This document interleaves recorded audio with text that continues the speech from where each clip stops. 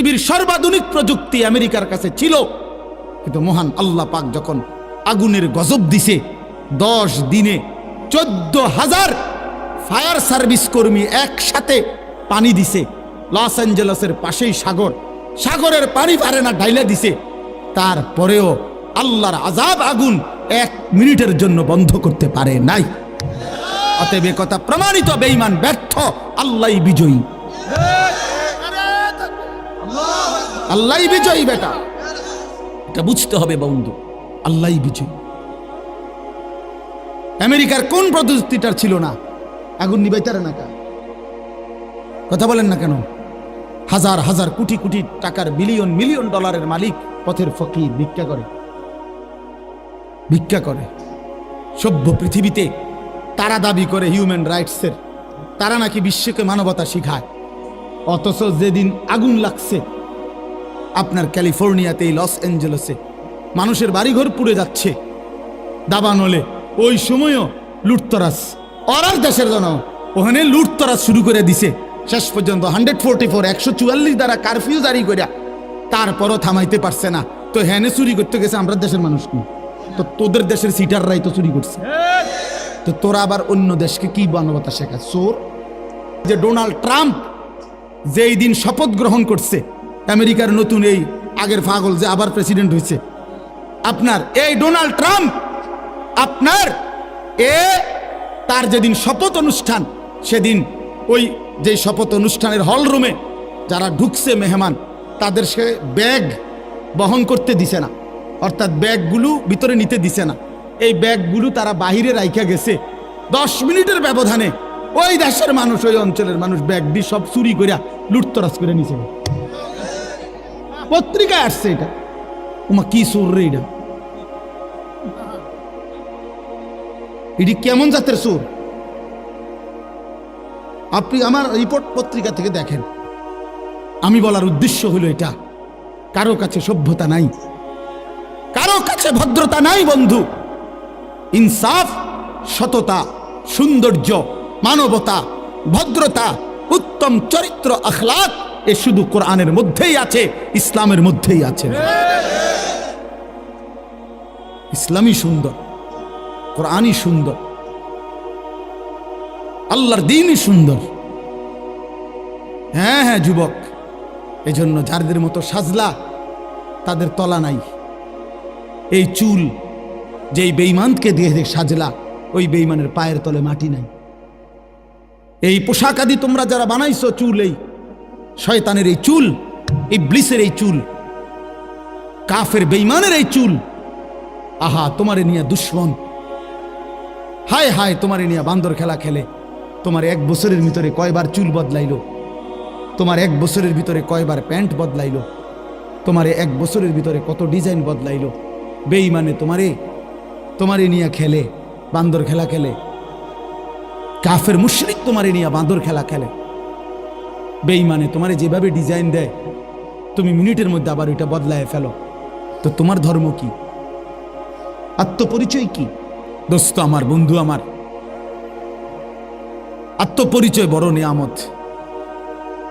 নিজেকে চিনা, আসলে আমি কে, কে আমাকে বানাইলেন,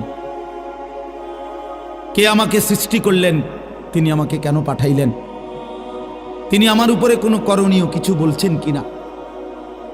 আমি যেখানে প্রতিনিয়ত মানুষ মারা যায়, কেউ নিজে মরতে চায় না, কিন্তু কেউ থাকতেও পারে না।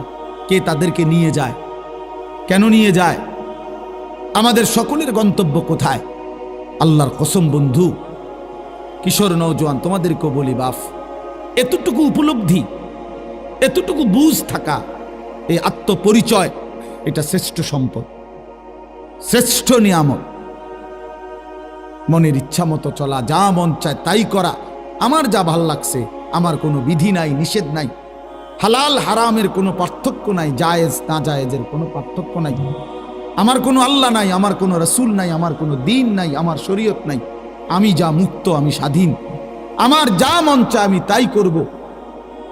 এই যে মানসিকতা, আল্লাহর কসম, এটা জানোয়ারের মানসিকতা, এটা মানুষের মানসিকতা। কোরআন শরীফে আছে স্পষ্ট সূরা আরাফের মধ্যে আল্লাহ তাআলা বলেন ফাআতবাহু শাইতান। তিনটা জিনিস বলছে। এক, শয়তান যার পিছে লাগছে, যার সঙ্গী হয়েছে কে? শয়তান। দুই, আখলাদা ইলাল আরদ, যে জমিনকে পৃথিবীকেই চিরস্থায়ী মনে করছে, এখানেই আমি বাঁচা মরা হাসি কান্না পাওয়া না পাওয়া চাওয়া পাওয়া সব আমার দুনিয়ায়, এইটা। তিন, ওয়াত্তাবা হাওয়াহু, যে তার মনের ইচ্ছা মতো মনে যা চায় তাই করছে। আল্লাহর কসম, কোরআনুল কারীমে আল্লাহ বলেন ফামাসালুহু কামাসালিল কালব, তার উদাহরণ কুত্তার মতো, কুত্তার মতো, কুত্তার মতো, কুত্তার মতো। কোরআন বলছে, কোরআন, তার উদাহরণ কুত্তার মতো। কালবুন অর্থ কুত্তা। জিজ্ঞাসা করো কোন মৌলবীর, কোন মসজিদের ইমামকে জিজ্ঞাসা করো, কোন মাদ্রাসার তালেবে ইলমকে জিজ্ঞাসা করো যে কালবুন অর্থ কি।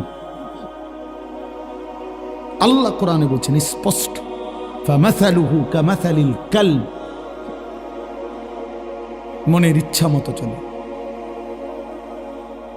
তোমার কোনো আল্লাহ নাই, রাসূল নাই, কার মতো চুল রাখলো, কার মতো প্যান্ট পরলো, সারাদিন কার পরামর্শে আড্ডা দিলাম, উলঙ্গ ছবি নর্তকী নাচ গান কারে জিজ্ঞাসা করে দেখলাম।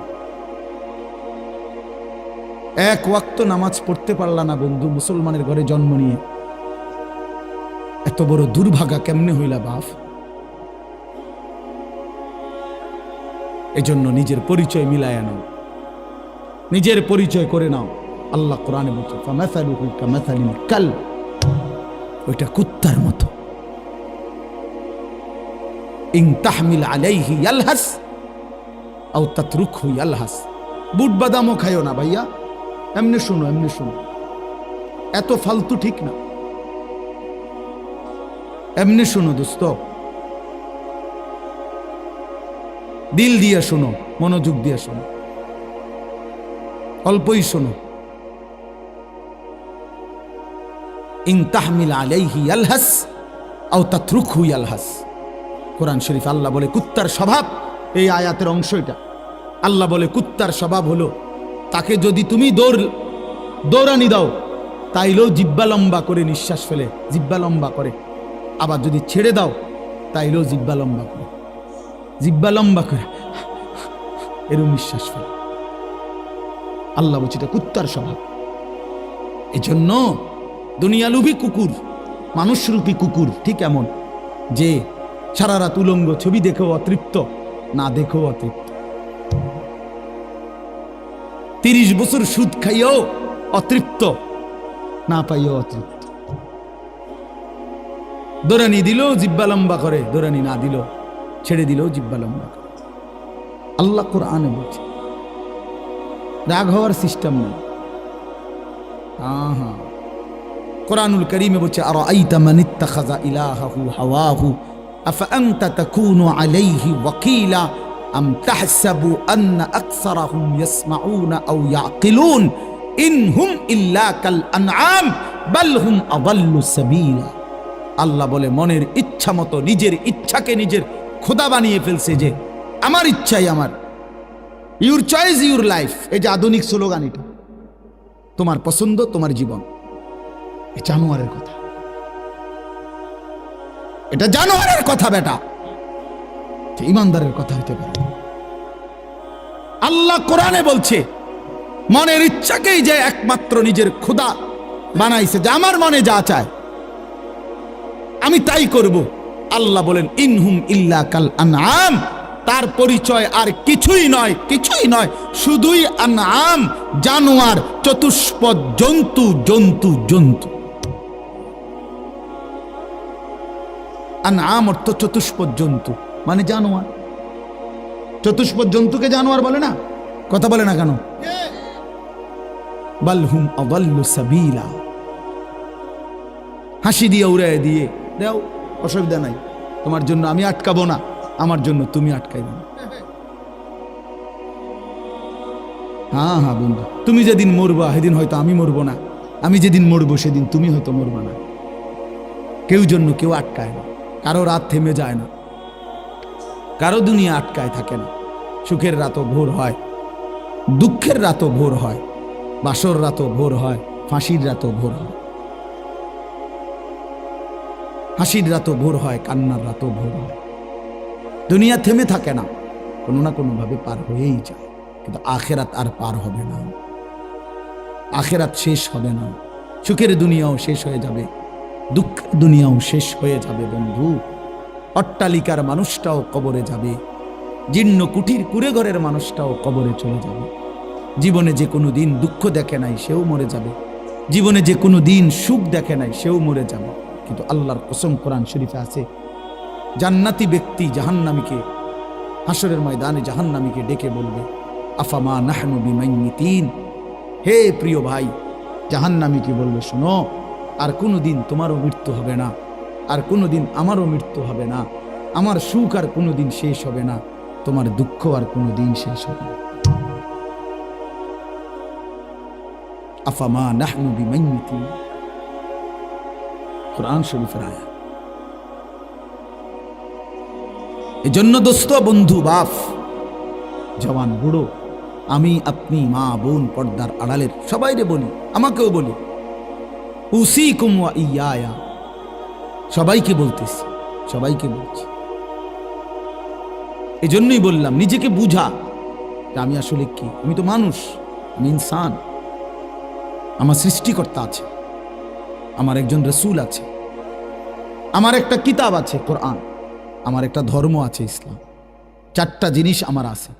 এক, আল্লাহ আমার রব, মুহাম্মদ সাল্লাল্লাহু আলাইহি সাল্লাম আমার রসুল, কোরআন আমার কিতাব, ইসলাম আমার ধর্ম।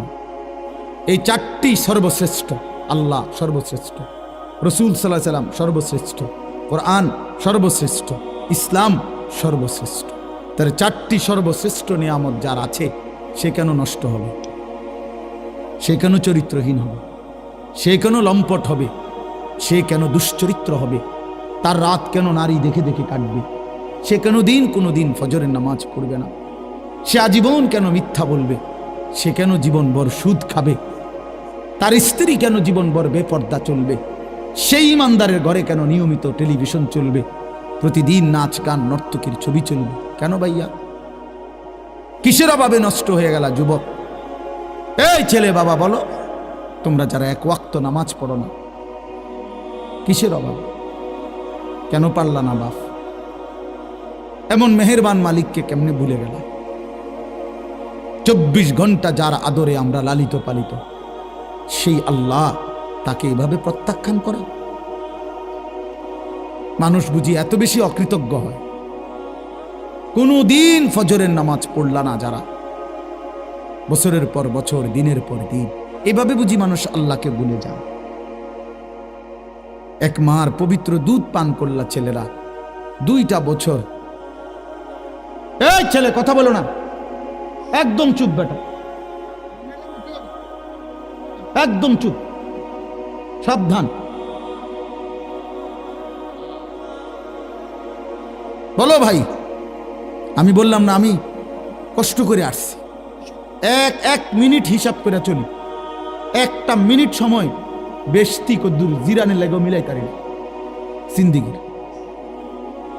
অতএব বন্ধু, এটা হিসাব করা।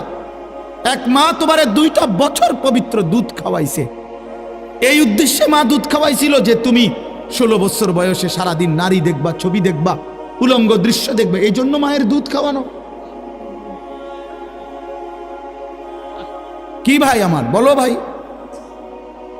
9টা মাস লাগাইয়া মা গর্ভে ধারণ করছে তোমার মতো একটা সন্তানকে, বিনিময়ে শুধু নারী ছবি, উলঙ্গ দৃশ্য আর এই সমবয়সী বন্ধুদের সাথে আড্ডা দেওয়া। এই জন্যই এটাই কথা ছিল। মহান আল্লাহ পাক রব্বুল আলামিন এই পৃথিবীতে আমাদেরকে হায়াত দিয়ে এই উদ্দেশ্য ছিল। এই জন্তু জানোয়ারের জীবন, এই লাওয়ারিসি জীবন। অতএব দোস্ত আমার, বন্ধু আমার, বাবা আমার, ভাই আমার, নওজোয়ান, নিজের ভালো দেখো, নিজের ভালো দেখো। এই পৃথিবীর কারো উপকার যদি নাও করো, কমপক্ষে নিজেরে নষ্ট করো না। তুমি যদি কারো কল্যাণ নাও করতে পারো, করো না, ঠিক আছে, কমপক্ষে নিজের ভালো করো। এই অব্যাহত গুনার শেষ ঠিকানা কোথায়? এই নারী, এই ছবি, এই অশ্লীল দৃশ্য, রাতভর উলঙ্গ ছবি দেখা, কোনদিন ফজরের নামাজ না পড়া, মা বাবার নাফরমানি করা, আর বয়স্ক বাবারা, মাঝবয়সী বাবারা সুদের টাকা, কিস্তির টাকা, হারামের টাকা, কথায় কথায় গালিগালাজ করা, বিড়ি সিগারেট খাইতে থাকা, স্ত্রী বেপর্দা, মেয়েটা বেপর্দা, ছেলেটা বেনামাজি, ঘরে নাচ গান টেলিভিশন। এই জীবনের শেষ গন্তব্য কোথায় বাবা? বলেন, আমি বলি, আপনিও বলেন, জওয়ানরা বলেন, বুড়ারা বলেন, মারা বলেন, পর্দার আড়ালে এই অব্যাহত গুনার শেষ ঠিকানা কোথায়? এটা গিয়ে থামবে কোন দিন? তুমি কি মরবা না ভাইয়া? বলেন, ওয়া ইন্নাল ফুজুরা ইয়াহদি ইলান নার। হাদিসে আছে, আল্লাহর নবী সাল্লাল্লাহু আলাইহি সাল্লাম বলেছেন, সমস্ত গুনাহ জাহান্নামের দিকে টেনে নিয়ে যায়। ওয়া ইন্নাল ফুজুরা ইয়াহদি ইলান নার। আল্লাহ নবীকে বলছে, মা আদরাকা মা হিয়া নারুন হামিয়া। নবী বলছে, আল্লাহ নবীকে বলছে, বন্ধু জানেন জাহান্নামের আগুন কেমন? তো আল্লাহ নিজেই বলছে, নারুন হামিয়া, বড় বেশি উত্তপ্ত, বড় বেশি গরম জাহান্নামের আগুন। আল্লাহর কসম, এই হাদিসে, এই আয়াতের সূরা কারিয়া, এই আয়াতের তাফসীরে আমি নিজে পড়ছি। এই আয়াত নাজিল হওয়ার পরে নবীজি ব্যাখ্যা দিয়ে বুঝাইছে জাহান্নামের আগুনের গরমটা কেমন। সাহাবীদেরকে বলছে, সাহাবীরা শোনো, নারুকুম হাদিহি জুজউম মিন ৭০ জুজআম মিন নারি জাহান্নাম। নবীজি বলছে, উম্মত, তোমাদের দুনিয়ার আগুন জাহান্নামের আগুনের ৭০ ভাগের ১ ভাগ। তোমাদের দুনিয়ার আগুনের চাইতে আরো ৬৯ গুণ বেশি গরম জাহান্নামের আগুন। জাহান্নামের আগুন। আশ্চর্যের কথা হলো প্রিয় ভাই, হাদিসের মধ্যে আছে, এই কথা যখন নবীজি বলছে, তো হাদিস আছে সাহাবীরা এভাবে লাফ দিয়ে উঠছে, চিৎকার দিয়ে উঠছে সাহাবীরা, চিৎকার দিয়া সাহাবীরা বলছে, ওয়া ইন্না যালিকা লাকাফিয়া ইয়া রাসূলুল্লাহ, হে আল্লাহর রাসূল, আহা বলেন কি, পুরাইয়া ছাই করে ফেলার জন্য দুনিয়ার আগুনটাই তো যথেষ্ট, আর এর চাইতে ৬৯ গুণ বেশি যদি গরম হয়, সে আগুনের পরিণতি কি হবে?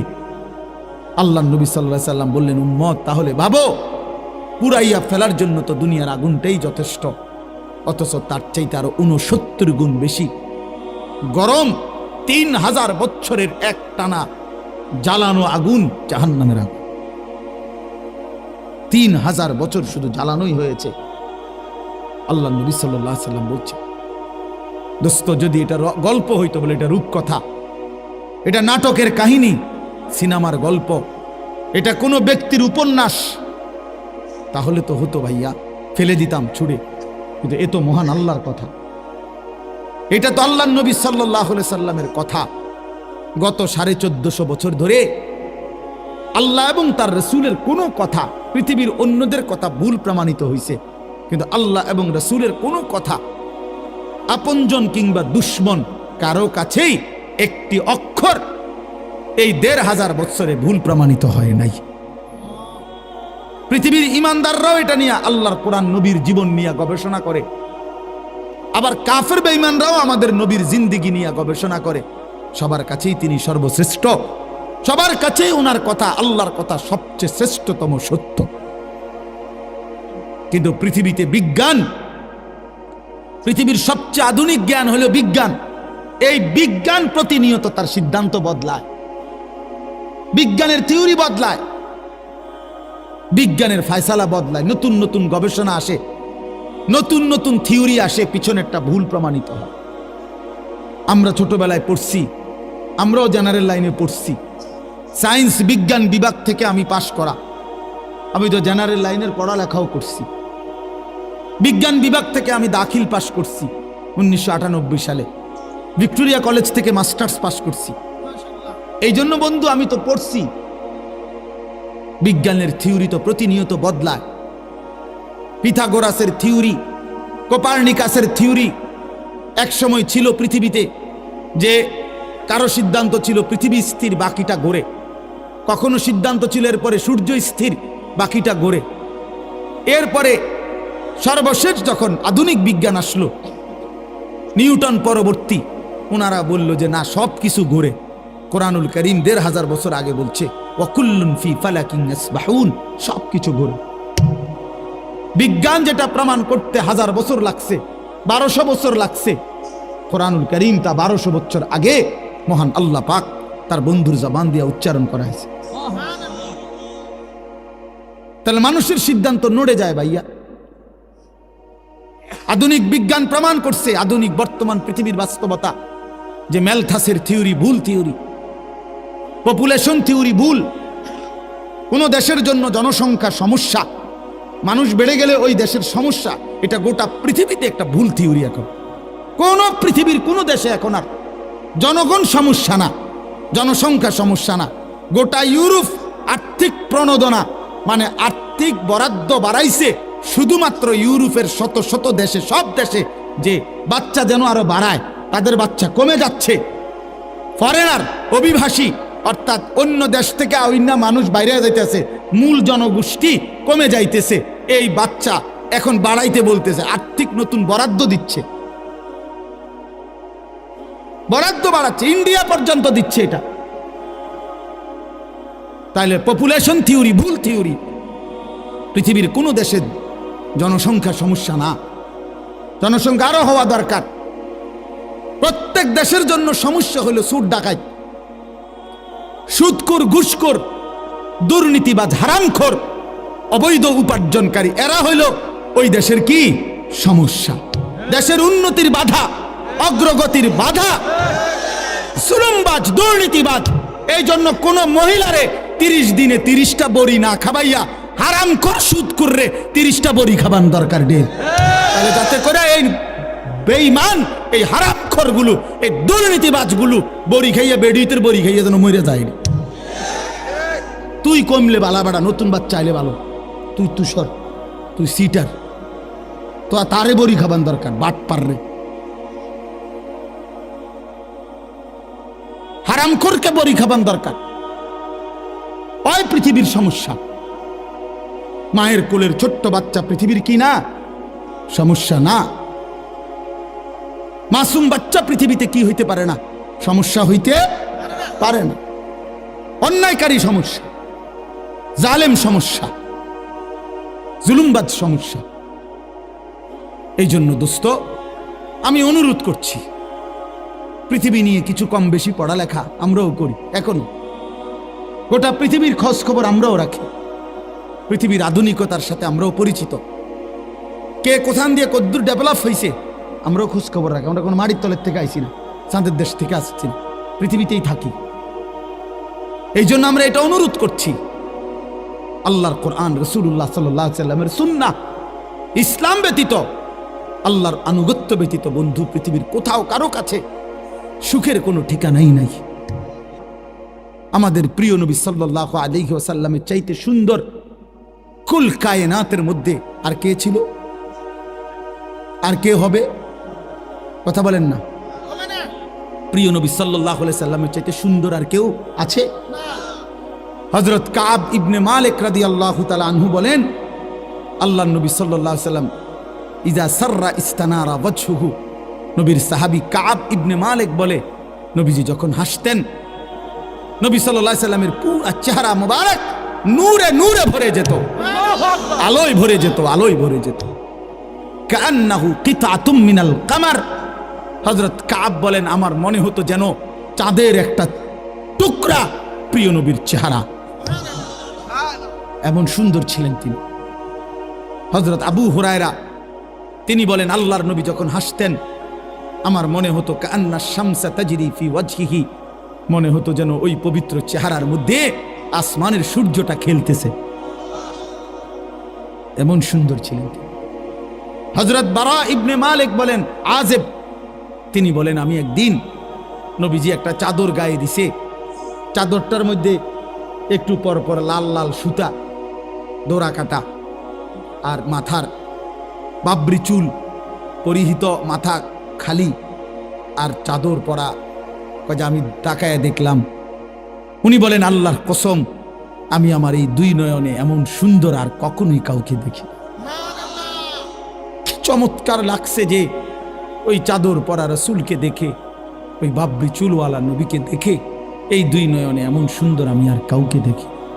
মা রাআইতু মিন জি লিম্মাতিন ফি হুল্লাতিন হামরা আহসানা মিন রাসূলিল্লাহ সাল্লাল্লাহু আলাইহি ওয়াসাল্লাম।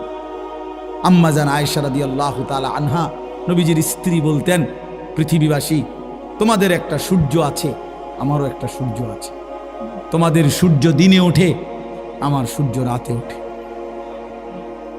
আমার সূর্য রাতে ওঠে, তোমাদের সূর্য সকালে ওঠে। আমার সূর্য রাত এসার পরে আমার ঘরে ওঠে, আমার কামরায় ওঠে। সেই সূর্য আমার প্রিয় রাসূল, আমার স্বামী, আমার নবী সাল্লাল্লাহু আলাইহি ওয়াসাল্লাম। লানা শামসুন ওয়ালিল আফাক শামসুন ওয়া শামসি আফদালু মিন শামসিস সামাই। তিনি বলেন যে তোমাদের একটা সূর্য, আমারও একটা সূর্য। শুনে রাখো পৃথিবীবাসী, আসমানের ওই সূর্যের চাইতে আমার সূর্য অনেক উত্তম। ফাইন্নাশ শামসা তাতলুউ বা'দা ফাজরিন ওয়া শামসি তাতলুউ বা'দা ইশাইন।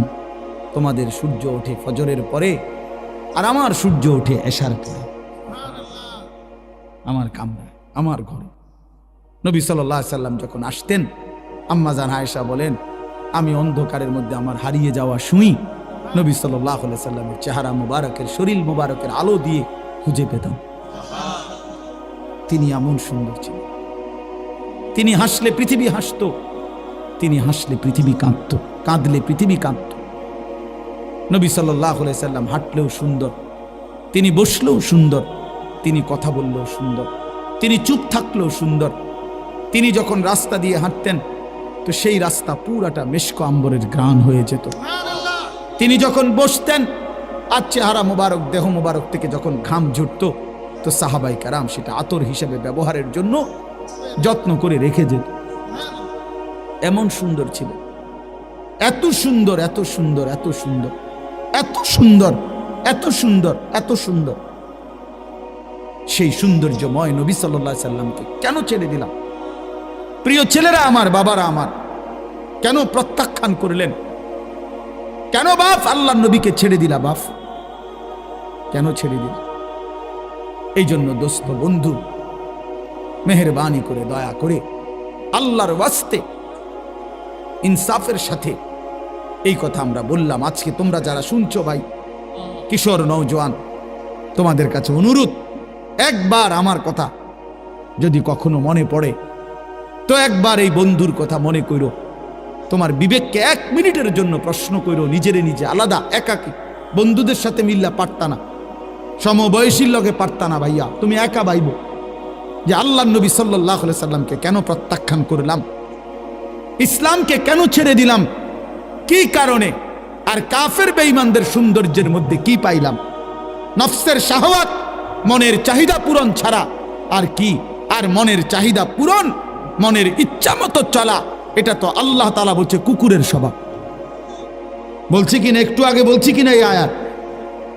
অতএব আমরা ইনসাফের সাথে বোঝা উচিত আমাদের প্রিয় নবী সাল্লাল্লাহু আলাইহি ওয়াসাল্লামের সৌন্দর্য, শ্রেষ্ঠত্ব, আখলাক, তার জিন্দেগি, এটাই কুল কায়নাতের মধ্যে সবচেয়ে সুন্দর, সবচেয়ে।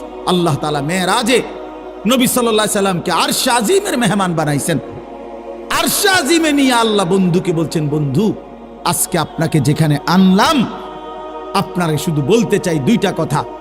আল্লাহ নবীকে বলছে, বন্ধু 1 নাম্বার কথা হলো, আজ এই মেরাজের রাতে আমি 2 জিনিস প্রমাণ করি আপনাকে, শুনেন।